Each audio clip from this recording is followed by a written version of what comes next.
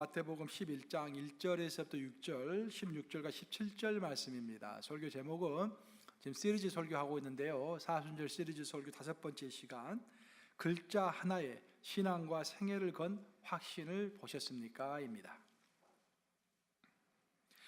예수께서 12제자에게 명하기를 마치시고 이에 그들의 여러 동네에서 가르치시며 전도하시려고 거기를 떠나 가시니라. 요한이 옥에서 그리스도께서 하신 일을 듣고 제자들을 보내어 예수께 여짜오되 오실 그이가 당신이오니까 우리가 다른 일을 기다리오리까? 예수께서 대답하여 이르시되 너희가 가서 듣고 보는 것을 요한에게 알리되 맹인이 보며 못 걷는 사람이 걸으며 나병한 자가 깨끗함을 받으며 못 듣는 자가 들으며 죽은 자가 살아나며 가난한 자에게 복음이 전파된다 하라. 누구든지 나로 말미암아 실족하지 아니하는 자는 복이 있도다 하시니라. 16절과 17절 함께 합독합니다. 시작. 이 세대를 무엇으로 비유할까? 비유하건대 아이들이 장터에 앉아 제 동물을 불러 이르되 우리가 너희를 향하여 피리를 불어도 너희가 춤추지 않고 우리가 슬피 울어도 너희가 가슴을 치지 아니하였다 함과 같도다. 살아계신 하나님의 말씀입니다. 지금 사순절이 이제 28일째, 어제가 28일째였습니다. 그리고 주일날은 이제 사순절에 이게 포함을 안 시키니까 내일이 29일째입니다. 그러면 이제 거의 30일이 다 된 겁니다. 4분의 3 왔습니다. 수고 많으셨습니다. 기도하고 절제하시느라고 수고 많으셨고, 그 사순절의 의미는 첫 번째로 이제 예수님께서 내 죄를 위하여서 내 죄의 형벌을 없애기 위하여 십자가에서 고통과 조롱 가운데 고난을 당하셨다라는 것들을 이제 묵상하면서 내 죄가 얼마나 큰가라는 것을 회개하는 시간입니다. 그것이 이제 그 한쪽이에요. 하지만 또 다른 한쪽에는 예수님이 나를 얼마나 이렇게 사랑하셨으면 자신의 몸을 들여가지고 나를 이렇게 구원해 주셨나 하면서 예수님이 나를 사랑하는 것을 생각하면서 기뻐하는 시간입니다. 그러니까 사순절은 회개와 기쁨이 동시에 가는 거예요. 근데 그 한 가지가 더 있습니다. 그래서 뭐냐면은 주님 앞에서 정말 주님께서 정말 살아계신가? 예수 그리스도께서 살아서 영으로 나와 함께 하신다는데 그것이 정말 참말인가? 나는 성령의 인도하심 지금 받고 살아가는가? 나는 어떤 확신 가운데서 지금 신앙생활을 하고 있는가? 그것을 진지하게 한번 돌아보는 시간입니다. 뭔가를 진지하게 돌아보려면 좀 시간적 여유를 두고 생각을 해야 하니까 특별히 40일을 딱 시간을 정해가지고 나의 신앙을 돌아보는 시간을 지금 갖게 되는 것입니다. 그래서 오늘 특별히 신앙의 확신에 대해서 이야기하려고 합니다. 두 파트로 설교가 구성될 건데요, 첫 번째 파트는 무엇을 확신할 것인가? What? 우리가 무엇을 확신해야 하는가? 두 번째 파트는 How? 그럼 그 확신을 했으면 그 확신을 가지고 이 땅을 어떻게 살아가야 할 것인가? 두 파트로 이렇게 설교를 여러분들에게 전하도록 하겠습니다. 우리 감리교회 창시자는 존 웨슬리의 아버지는 사무엘 웨슬리입니다. 사무엘 웨슬리는 이제 영국 성공의 사자였습니다. 존 웨슬리도 영국 성공의 사자였죠. 아버지 대를 이어서. 사무엘 이제 웨슬리가 죽기 직전까지 했던 일이 있습니다. 그것은 뭐냐면은 욥기를 연구해서 욥기 주석서를 쓰는 것이었습니다. 그분이 죽기 얼마 전까지만 해도 계속해서 그 작업을 했습니다. 그리고 죽기 직전에 그 작업을 완성한 거예요. 욥기 주석서를 완성했습니다. 그래서 아들들이 많이 있었지만 그 아들 중에서 가장 똑똑했던 존 웨슬리를 불러가지고 유언을 합니다. 아들아, 내가 정말로 노력을 많이 해가지고 욥기 주석서를 완성했는데 이것을 캐롤리나 왕비에게 꼭 전해주어라. 그리고 돌아가셨어요. 그러니까 아버지의 유언을 이제 받들어가지고 존 웨슬리가 용기를 내서 그 주석서를 가지고 버킹엄 궁전에 찾아갑니다. 이제 그리고 왕비께 그것을 이제 헌정합니다. 왕비가 상상 외로 기쁜 마음으로 그것을 받아들입니다. 그래서 존 웨슬리가 기쁜 마음으로 이제 집으로 돌아오다가 자기의 모계인 옥스포드 대학교를 잠깐 들리게 돼요. 그리고 옥스포드 대학교에서 일을 하시는 존 버튼이라는 주교가 계셨는데 그 존 버튼 주교가 존 웨슬리를 만나고 나서 아이고 존 잘 만났네, 내가 그 안에도 자네를 생각하고 있었네 라고 하면서 한 가지 부탁을 합니다. 그 부탁은 뭐냐면은 그 당시에 이제 미국이 영국의 식민지 아니었습니까? 근데 그 미국 식민지에 어떤 선교사가 필요한데 아무리 생각해봐도 자네가 가는 게 좋겠네라고 이야기를 하는 거예요. 선교사로 가는 것은 뭐 오늘날에도 쉽지가 않지만 그 당시에는 더 어려웠겠죠. 선교사로 가라고 하니까 존 웨슬리가 많이 고민이 됩니다. 여러 삶의 전환기에 처해 있었던 존 웨슬리가 갈까 말까 고민하다가 자기가 가장 존경하는 사람은, 존 웨슬리가 가장 존경했던 사람은 어머니 수잔나 웨슬리였습니다. 어머니를 가장 존경했어요, 존이. 그래서 어머니 수잔나 웨슬리에게 이제 물어봅니다. 어머니, 이 선교사로 가는 것을 제안받았는데 가야 할까요, 말아야 할까요? 그랬더니 어머니가 하시는 말씀이, 나에게 아들이 30명이 있다고 한다면 30명 전부 나는 선교사로 보내겠다, 그런 이야기를 합니다. 참 대단한 어머니시죠. 29명은 보내고 1명은 내 옆에 앉아있어야, 내 옆에 남아있어야 한다. 보통 그렇게 이야기할 것 같은데 30명 다 보내고 싶다, 그렇게 이야기를 하세요. 그래서 존 웨슬리가 어머니 말에 위로를 받고 선교를 이제 결단하게 됩니다. 그래서 일기를 읽어보면 1735년도 10월 14일 날 시몬소라는 배를 타고 미국으로 오게 됩니다. 동생 찰스 웨슬리와 함께. 찰스 웨슬리가 그 당시에 목사 안수를 받은 지 얼마 되지 않았는데 그 동생을 데리고 시몬소를 타고서 10월 달에, 추운 10월 달에 이제 이쪽 미국으로 오게 되는데, 미국 조지아 주, 뭐 지금은 주지만 그 당시에는 주가 아니었죠. 그 조지아 지역에 있는 서마나라는 곳으로 항해를 시작하게 됩니다. 그 항해, 그 배에는 26명의 모라비안 개신교도들이죠. 독일의 개신교도들이, 모라비안들이 타고 있었습니다. 같이 이제 항해를 하게 됐는데 10월 달부터 시작해가지고 그 다음에 2월 달까지 무려 4개월하고 24일, 거의 5개월을 항해를 하게 되는 거예요. 한겨울에 항해하니까 얼마나 힘들겠습니까? 날씨도 춥고 굉장히 태풍도 많이 쳤습니다. 일기를 읽어보면 너무 큰 태풍이 쳐가지고 선실에 있는 창문들이 다 깨지고 큰 돛대가 막 무너지고 어마어마한 일들이 벌어졌습니다. 태풍이 막 몰아칠 때마다 웨슬리는 겁이 났어요. 아이고, 여기서 죽게 되는구나. 겁이 났어요. 근데 이상하게도 자기는 겁나 죽겠는데 어디서 찬양 소리가 들립니다. 이게 무슨 소린가? 배 밑에 선실에서 들려요. 내려가 봤더니 모라비안 교도들이 다 둘러앉아가지고 시편을 찬송하면서 하나님께 기도를 드리는 것입니다. 참 인상 깊었어요. 태풍이 몰아치든 날씨가 평온하든 가리지 않고 정해진 시간이 딱 되면은 모라비안 교도들은 탁 앉아가지고 뭉쳐가지고 원을 딱 그리고 전혀 흔들림 없이, 태풍이 불든 비가 뭐 배가 기우뚱거리든 전혀 흔들림 없이 시편을 부르고 하나님을 찬송하고 성경을 읽고 기도하는 것입니다. 웨슬리가 굉장히 큰 인상을 받게 됩니다. 그리고 이제 서마나에 도착했는데 가서 보니까 이제 거기에 교회가 있어요. 교회 목회자로서 이제 갔는데 그 전임 목사님이 아직도 영국으로 돌아가지 않고 목사 안에서 살고 있는 것입니다. 그래서 웨슬리가 살 집이 없었어요.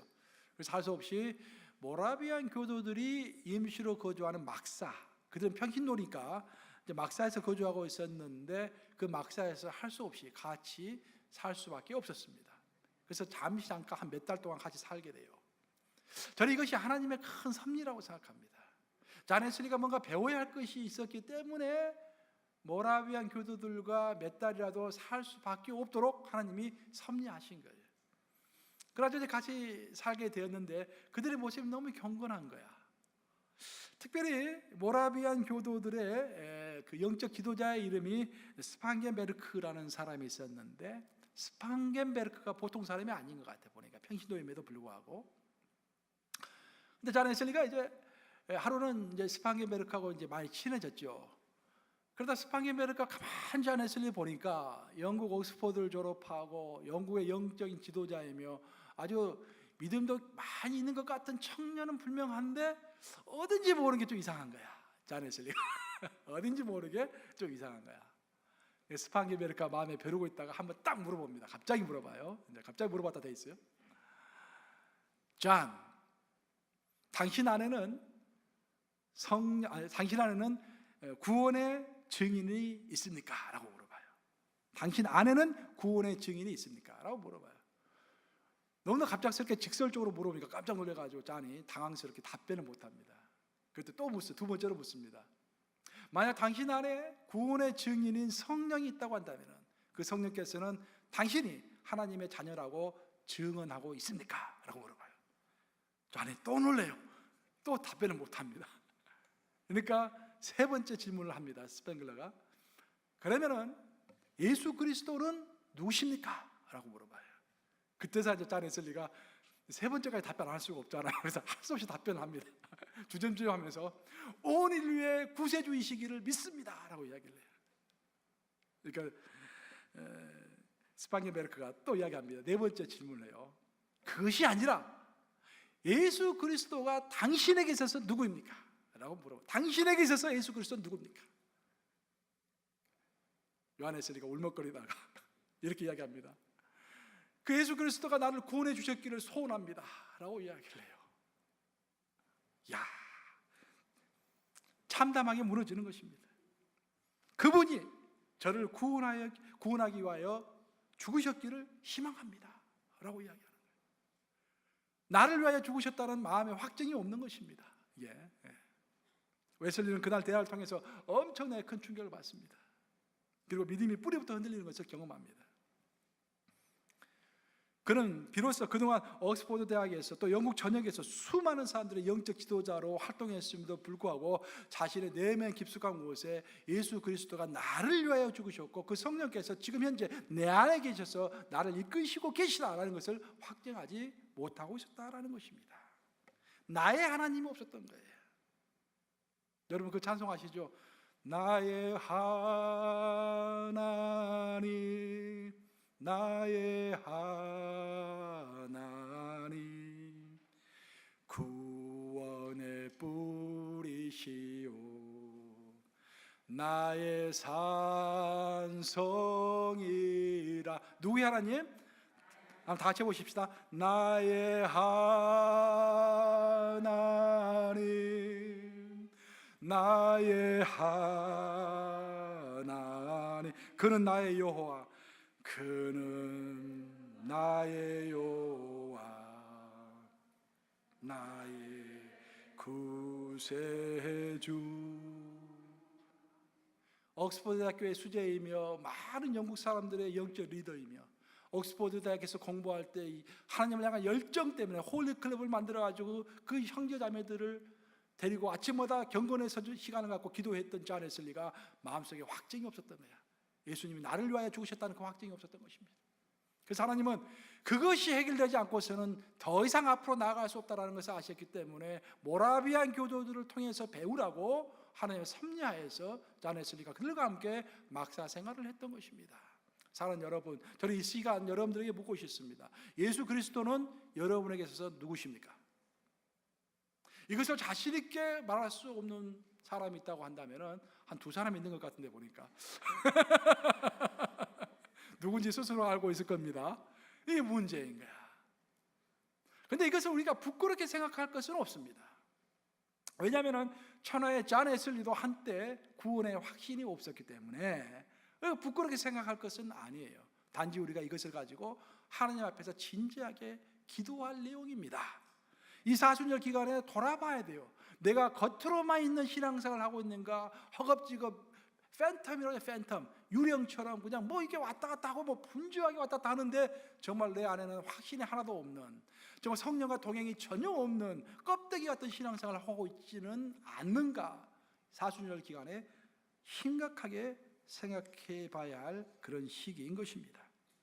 오늘 본문을 보시면은 세례 요한은 예수님께 제자들을 보냈습니다. 그리고 예수님에게 묻습니다. 당신이 정말로 구세주 맞습니까? 사실 세례 요한이 예수님에게 세례를 준 사람입니다. 세례 요한이 예수님께 세례를 줄 때 하늘이 열리면서 비둘기가 성령이 비둘기처럼 내렸고 하늘이 열리면서 하나님의 음성이 하늘에서부터 들렸다고 성경은 증언하고 있습니다. 이는 내 사랑하는 아들이니 라고 성부 하나님께서 직접 하늘에서 음성을 들려주셨습니다.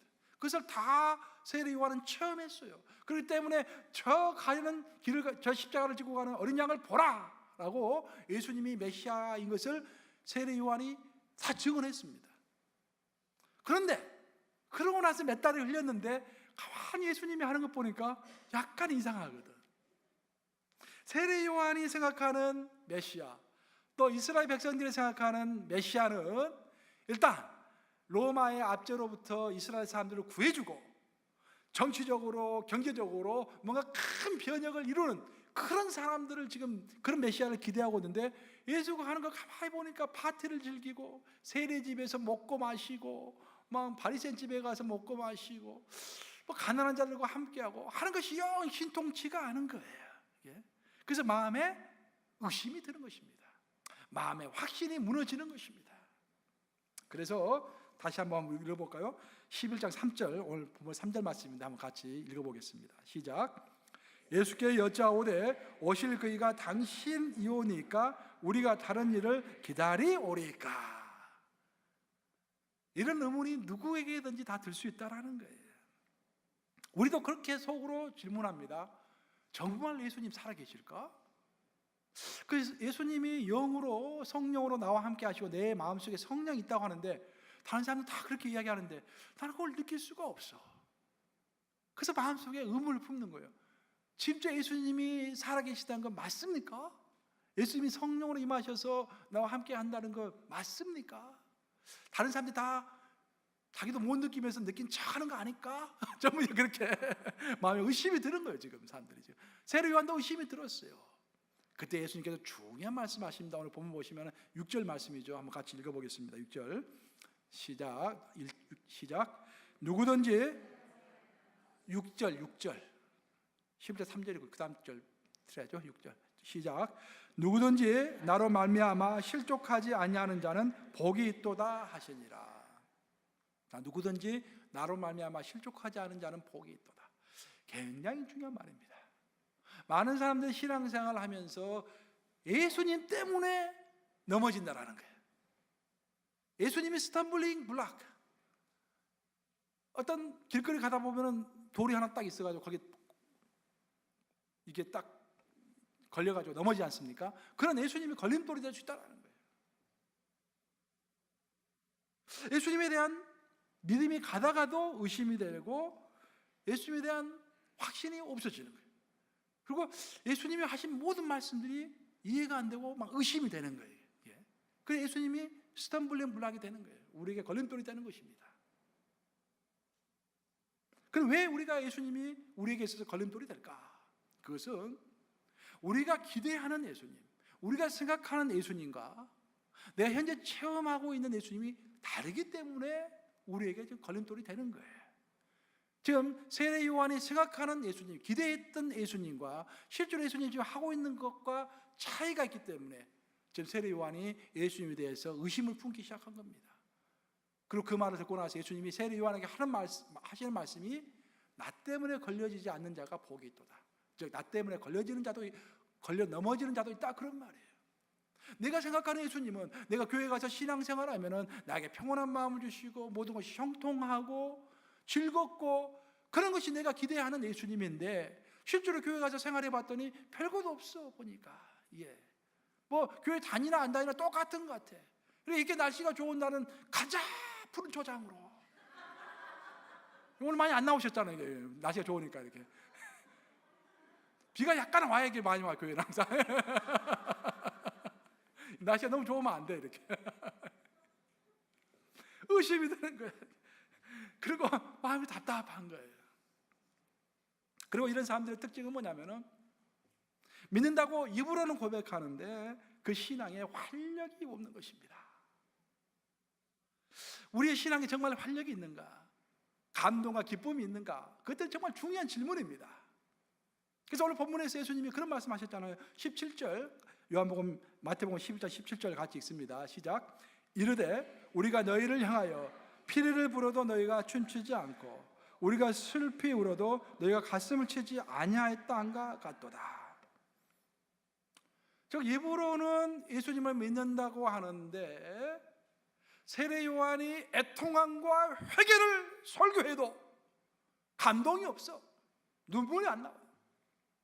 예수님이 나서가지고 구원의 복음을 이야기하고 구원의 선물을 이야기하고 해방을 이야기하고 기쁨의 복음을 선포해도 예수님이 힘을 들여서 설교를 해도 또한 기쁨도 없어. 슬픔도 없고 기쁨도 없는 것입니다.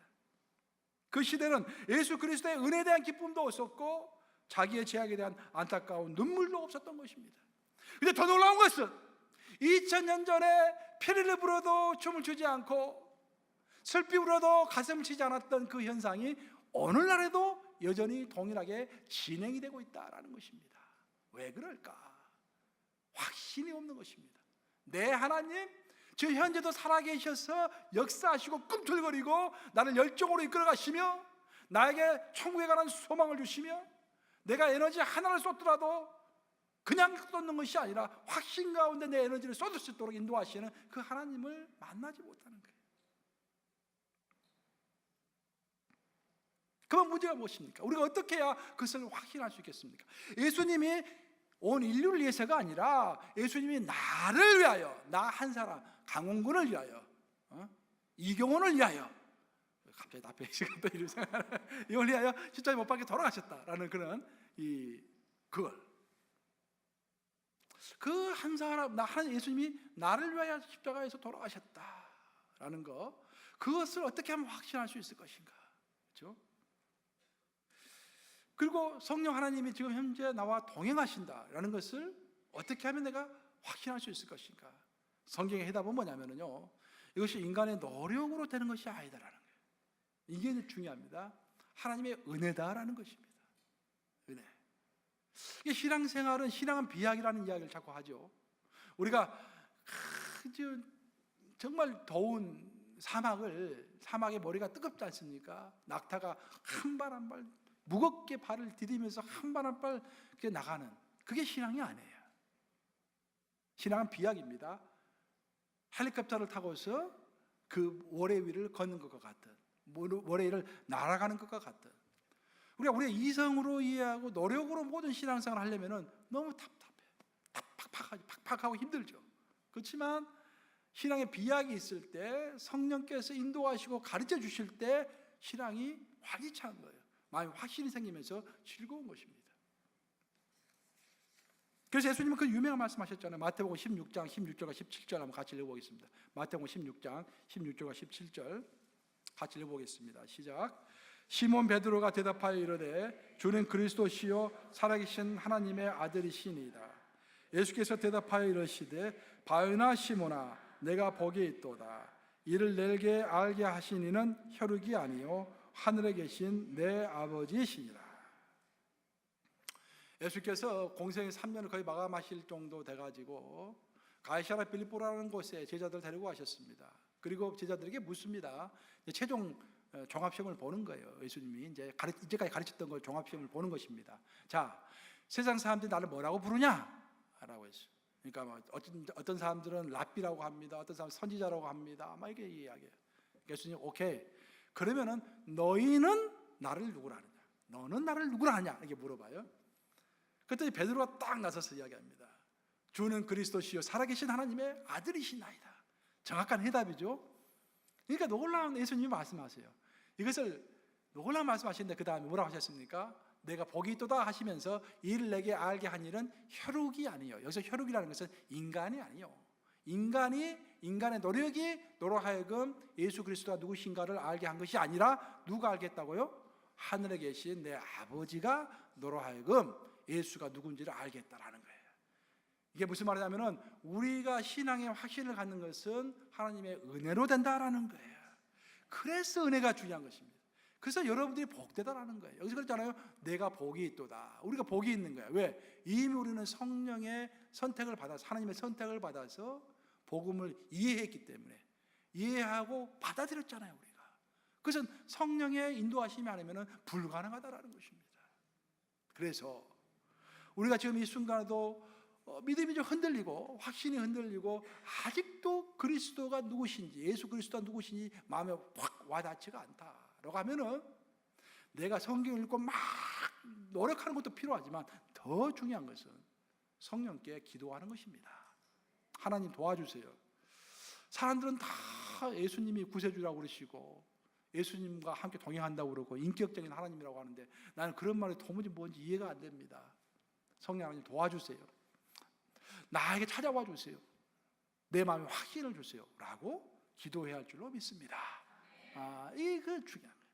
첫 번째 파트 이거 여기까지입니다. 우리가 마음에 확신을 갖는 것이 필요한데 예수 그리스도가 누구신가라는 확신을 갖는 것이 필요한데 그것은 성령의 은혜로 되는 것이다. 그래서 기도해야 한다는 거예요. 두 번째, 이제 그러면 어떻게 우리가 믿음을 왜 내가 확신을 가졌으면은 성령의 인도하심으로 확신을 가졌으면은 그 확신을 지키면서 살아갈 것인가? 20세기가 다 저물어가는 1999년도에 전 세계에서 여론조사 기관 중에서 가장 권위가 있다고 하는 미국 갤럽에서 이제 서베이를 한 적이 있어요. 서베이를 해가 그 질문이 뭐냐면은 20세기 100년 동안 100년을 통틀어 가지고 가장 위대한 천재가 누구였습니까? 라는 그런 질문이었어요. 그랬더니 세 사람이 꼽혔습니다. 첫째는 상대성 이론을 발견한 아인슈타인이 꼽혔고, 둘째는 공산주의 이론을 개발한 칼 마크스가 뽑혔고, 세 번째로는 인간의 심리를 아주 깊게 분석한 프로이드가 뽑혔어요. 정말 잘 뽑은 것 같아요. 내가 봐도 세 명이 정말 천지 아닙니까? 우리 인류를 지난 100년간 완전히 움직였던 이 세 사람이에요. 이게 세 사람 과학 분야에서, 정치 경제 분야에서, 심리 분야에서 완전 세계를 이끌었죠. 근데 놀랍게도 이 세 사람이 공통된 점이 있다라는 거야. 첫 번째, 이 세 사람 다 민족이 어느 민족 출신입니까? 전부 유대인이에요. 유대인. 야, 놀랍죠.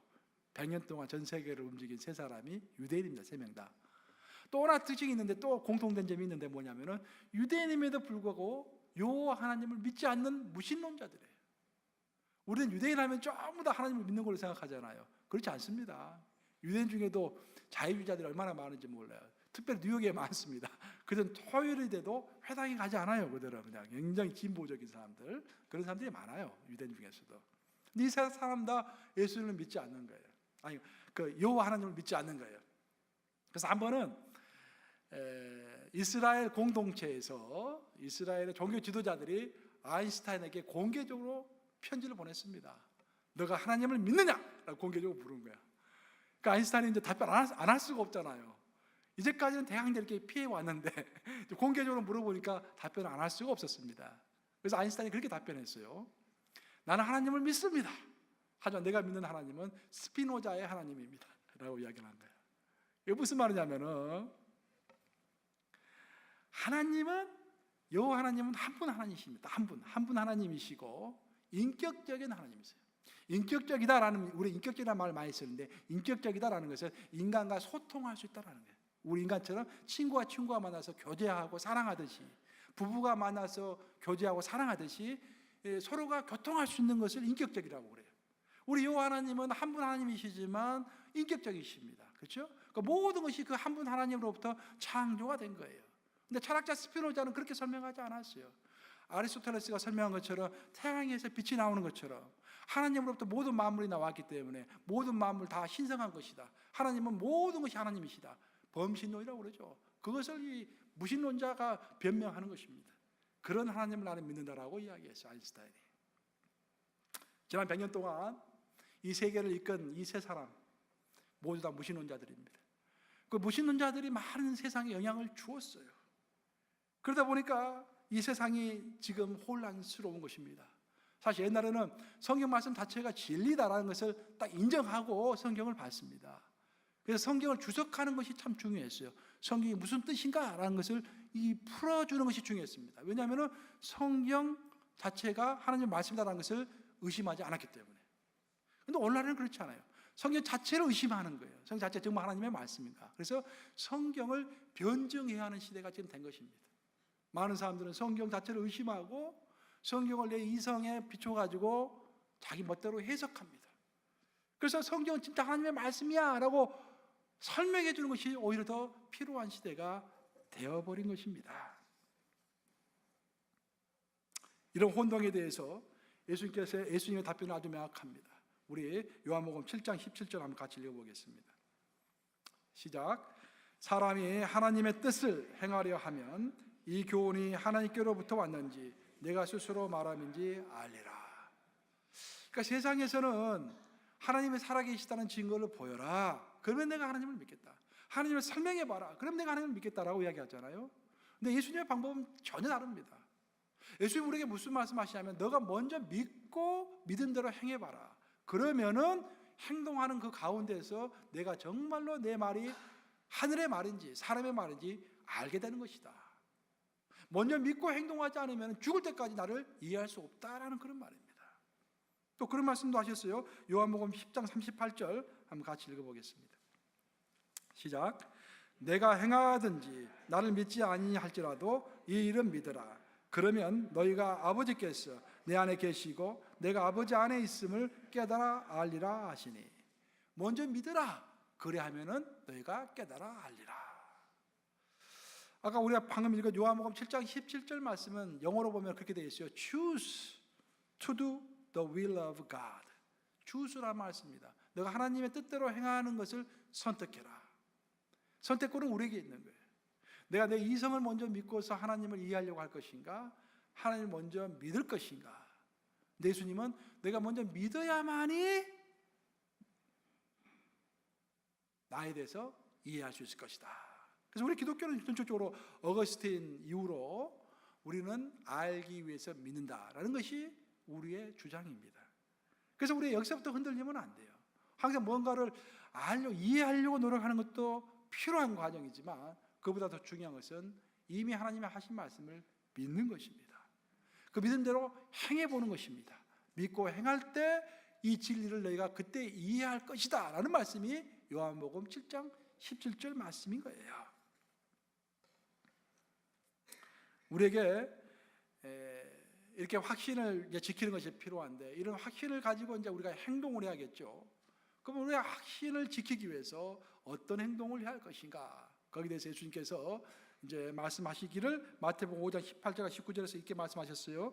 그럼 같이 읽어보겠습니다. 마태복음 5장 18절과 19절 시작. 진실로 너에게 이르노니 천지가 없어지기 전에는 율법의 1.1획도 결코 없어지지 아니하고 다 이루리라. 그러므로 누구든지 이 계명 중에 지극히 작은 것 하나라도 버리고 또 그같이 사람을 가르치는 자는 천국에서 지극히 작다 일컬음을 받을 것이요 누구든지 이를 행하며 가르치는 자는 천국에서 크다 일컬음을 받으리라. 자, 여러분들, 우리가 마음에 이제 확신을 가졌습니다. 그리스도는 나를 위하여 돌아가셨고, 예수님 나를 위하여 죽으셨고, 지금 이 순간에도 나를 위하여서 성령 하나님을 통하여서 나를 천국으로 이끌고 계신다. 그 성경의 모든 말씀은 하나님의 말씀이다라고 마음에 확신을 했어요.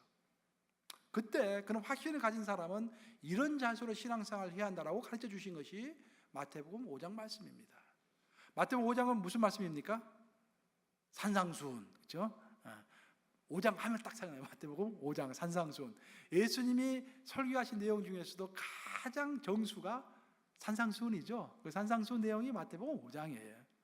그 마태복음 5장의 중간에서 예수님이 이런 말씀하신 거예요. 진실로 너에게 이르노니 천지가 없어지기 전에는 율법의 1.1획도 결코 없어지지 아니하고 다 이루리라. 여기서 1.1획이 무슨 뜻인가? 1점은 하나의 점입니다. 그럼 점은 무엇인가? 성경 오늘 읽어보면 금방 나오는데 이오타입니다. 이오타가 무엇인가?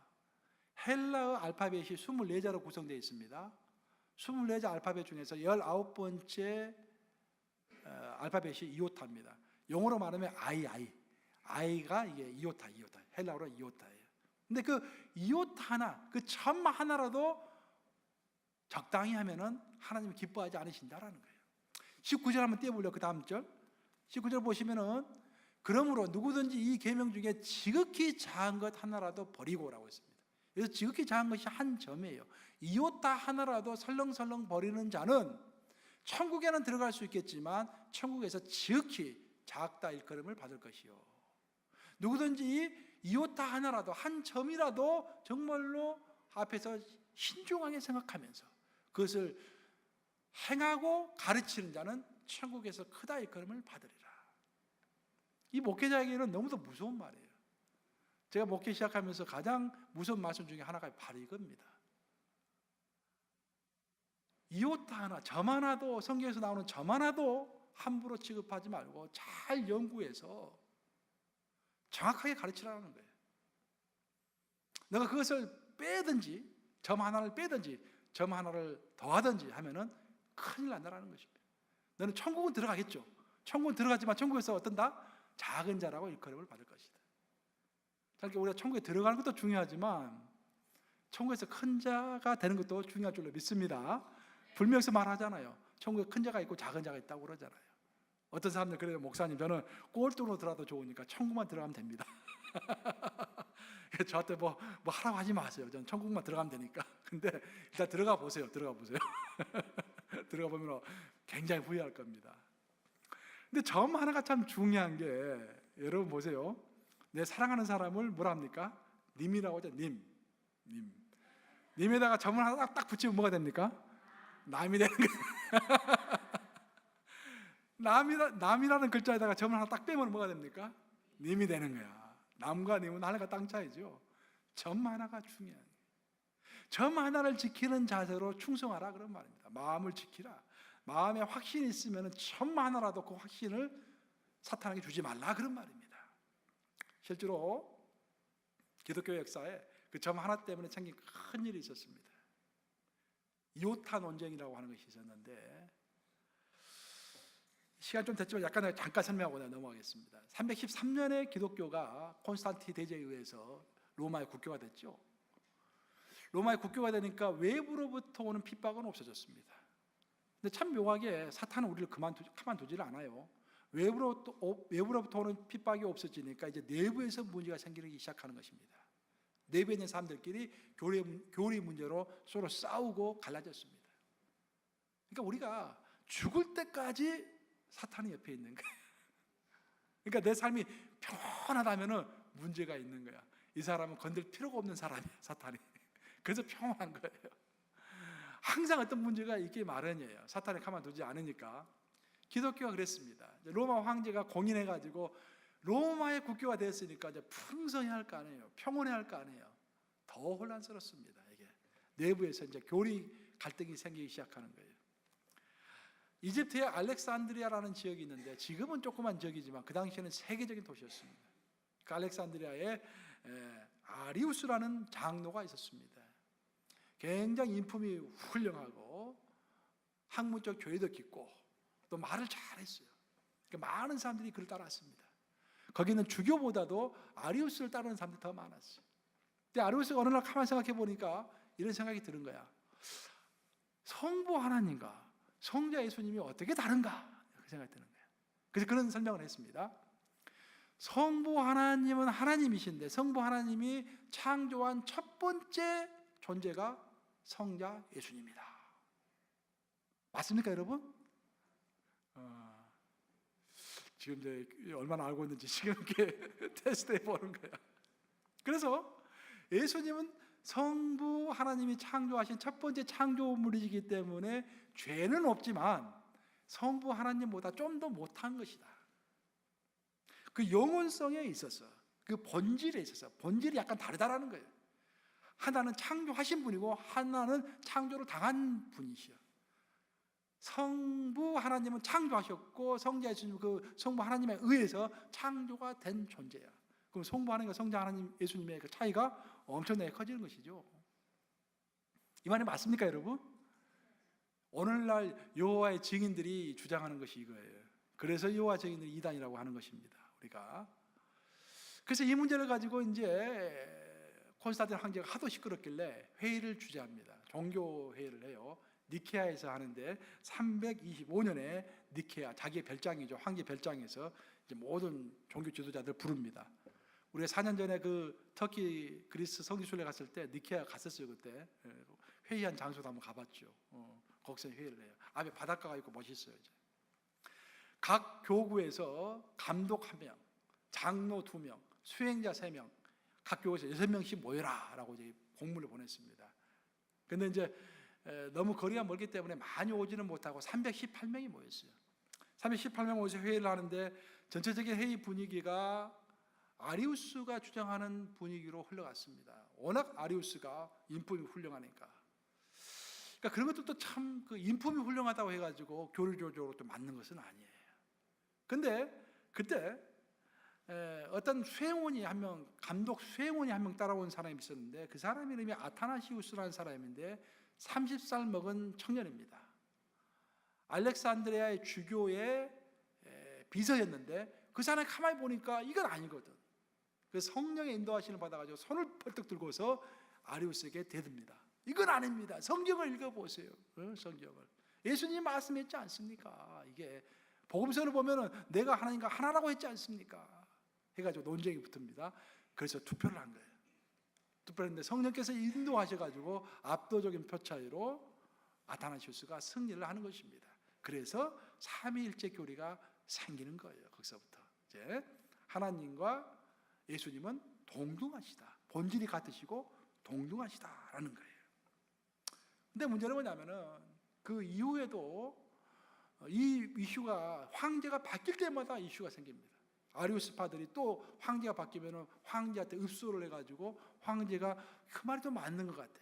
그래서 아타나시우스를 또 핍박합니다. 그러니까 아타나시우스는 그 한 점, 그러니까 호모 우시우스와 호모 이우시우스인데, 호모 우시우스는 하나님과 예수님이 동질이시다, 똑같다는 거예요. 근데 호모 이우시우스, 이자 하나 붙으면은 동일이 아니라 유사하다라는 뜻이 되는 거예요. 그 아이 하나, 그것이 뭐다? 이오타 그 한 점, 예수님 말씀하신 그 한 점 그거예요. 그 이오타 한 점 때문에 완전히 달라지는 거예요. 그런데 아타나시우스는 그 이오타 한 점을 지키기 위해서 평생 45년 동안 핍박을 당했습니다. 7번이나 쫓겨났어요. 7번이나 사망으로 도망을 했습니다. 하자 마음에 확신이 있었기 때문에 죽을 때까지 그 확신, 점 하나에 대한 확신을 끝까지 버리지 않은 거예요. 그리고 그 아타나시우스의 공로 때문에 우리가 오늘날까지 삼위일체 교리를 형성하고 신앙생활을 안전하게 해나갈 수가 있는 것입니다. 사랑하는 여러분, 오늘날 우리에게 필요한 믿음이 바로 이런 믿음일 줄로 믿습니다. 건성건성, 대강대강, 적당히 하는 믿음이 아니라 우리는 일단 진리 안에서 자유로워야 돼요. 그렇죠? 자유롭고 즐거워야 합니다. 신앙이 무거우면 절대 안 돼요. 진리 안에서 너희를 자유롭게 하리라. 자유롭고 즐기는 것입니다. 즐거운 것입니다. 하지만 자유롭고 즐거운 그 안에서 내가 마음속에 확신한 것, 하나님께서 성경으로 나에게 확신으로 주신 것, 그것은 1.1획도 타협하지 않는 그런 확신 넘치는 신앙생활이 되어야 할 줄로 믿습니다. 이제 말씀 마무리합니다. 인간 지혜의 거두라고 하는 소크라테스는 너 자신을 알라라는 말로 인간의 불완전성에 대해서 이야기했습니다. 하지만 예수님은 더 심한 말씀하셨어요. 우리에게 너 자신을 알라라는 말씀보다도 더 심한 말씀하셨는데 그게 누가복음 23장 28절 말씀입니다. 누가복음 23장 28절 같이 읽어보겠습니다. 시작. 예수께서 돌이켜 그들을 향하여 이르시되 예루살렘의 딸들아 나를 위하여 울지 말고 너희와 너희 자녀를 위하여 울라. 예수님이 십자가를 지시고 골고다 언덕을 가기 위하여 길거리를 지나가십니다. 예수님이 그 무거운 십자가를 지고서 허헉거리는 모습을 보면서 많은 사람들이, 군중들이 예수님을 따라가고 특별히 많은 여인들이, 예수님 많은 여인들이 가슴을 치면서 예수님 불쌍해서 울었습니다. 그자 예수님이 그 여인들을 딱 둘러보면서 이야기합니다. 딸들아 나를 위하여 울지 말고 누구를 위하여 울어라? 너희를 위하여 울어라. 너 자신을 위하여 울어라. 지금 이 시대는 무엇보다도 우리 자신을 위해서 울어야 할 시대입니다. 왜냐하면 우리 안에 예수님과 그 예수님의 말씀과 예수님이 행했던 모든 기적들에 대한 확신이 결여되어 있기 때문입니다. 만약 여러분도 지금 내가 다시 한번 이야기합니다. 예수님에 관한 확신, 예수님이 나 때문에 십자가에서 못 박혀 돌아가셨다는 그 확신, 그 예수님이 지금도 내 안에 계셔서 나와 함께 하신다는 확신, 그 성령께서 이끄셔서 나는 기필코 천국에 갈 것이라는 그 확신, 그 확신이 없다면은 다른 것을 위해서 울 필요가 없습니다. 뭐 한국의 정치를 위해서 울지도 마시고 미국의 정치를 위해서 울지 마시고 기일사를 위해서 울지 마시고 예수님을 위해서 울지 마시고 누구를 위해서 울어야 한다? 나를 위해서 울어야 합니다. 하나님 앞에서 울면서 기도해야 합니다. 하나님 나에게 확신을 주시옵소서. 그 확신대로 살게 해 주시옵소서. 그런 사순절이 되는 저와 여러분 되시기를 주님의 이름으로 축복합니다. 좋으신 아버지